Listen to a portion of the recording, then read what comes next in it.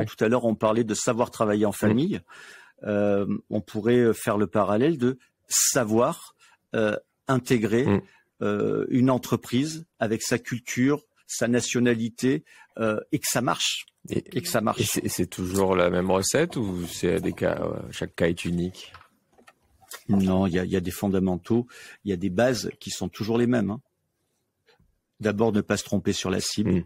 Ok, avoir une entreprise qui soit pertinente, avec des collaborateurs qui vont bien, qui ont loyaux, qui ont l'habitude de travailler dans des conditions bonnes, de s'épanouir sur le marché. Et puis après, c'est aussi à nous de faire tous les efforts nécessaires pour que l'intégration se passe bien.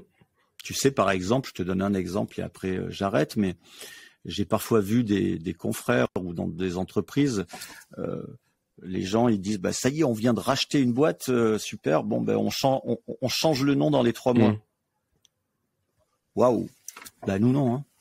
Nous on garde l'histoire, on garde le nom, on garde la culture et peut-être que quelques années après, les collaborateurs nous diront par cohérence commerciale, pour tout un tas de raisons, ça serait bien qu'on passe Proman. Et là, c'est totalement différent. Ok, donc tu changes pas les couleurs, tu gardes leur logo, ou il n'y a même pas un bail Proman quelque part?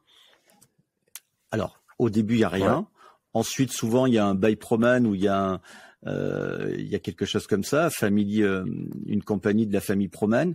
Et puis ensuite, c'est aux collaborateurs. La seule chose qui nous guide, c'est les collaborateurs, parce que c'est eux qui portent le drapeau.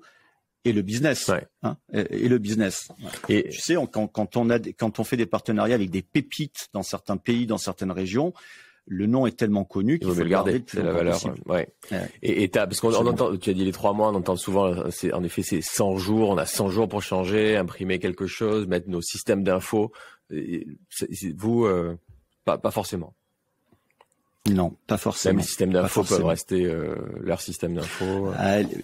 Les systèmes d'infos restent souvent. Alors on a quelque chose qu'on plug dessus si tu veux, mais les systèmes d'infos, pour les raisons que je t'ai dit tout à l'heure, les spécificités métiers notamment qui sont tout à fait particulières, on garde la plupart du temps. On garde la plupart du temps leurs outils.